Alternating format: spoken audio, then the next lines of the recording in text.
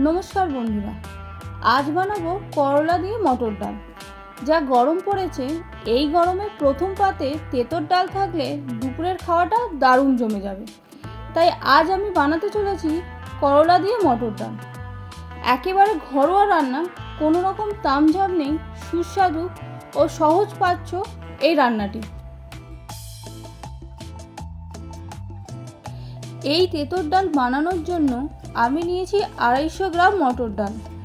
বেশ কয়েকবার জল দিয়ে ধুয়ে প্রেসারে 2টো সিটি দিয়ে সম্পূর্ণ সেদ্ধ করে নেব। তবে একটা কথা বলে রাখি, এই মটর ডাল দিয়ে তেঁতোর ডাল, আম ডাল খেতে বেশ লাগে এই গরমকালে। অফ ক্যামেরায় ডাল আমি সেদ্ধ করে নিয়েছি। এখন কড়াইতে করলাগুলো ভেজে নেব। এখানে 200 গ্রামের মতো করলা আছে। করলা ভাজার সময় ওপর থেকে হাফ চামচ লবণ ও হাফ চামচ হলুদ গুঁড়ো ছড়িয়ে দিচ্ছি। আর করলাগুলো খুব কড়কড়ে করে ভাজবো না, 70% মতো ভেজে নেব, অর্থাৎ করলাগুলোতে হালকা সবজি ভাব থাকবে। আমার সব করলা পারফেক্ট ভাজা হয়ে গেছে।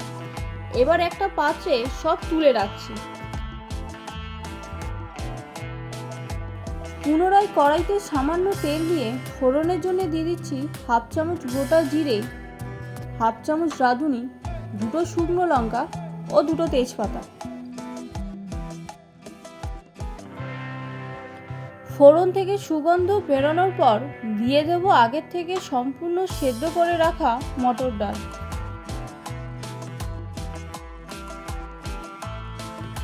ডালটা একটু নাড়াচাড়া করে দিয়ে দেবো হাফ চামচ হলুদ গুঁড়ো ও পরিমাণ মতো লবণ।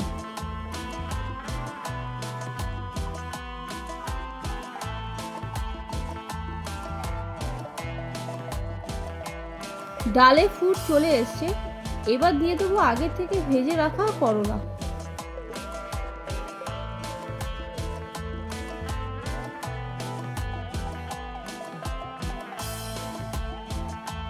এবার ঢাকনা দিয়ে 5 মিনিটের মতো ফুটিয়ে নিতে হবে।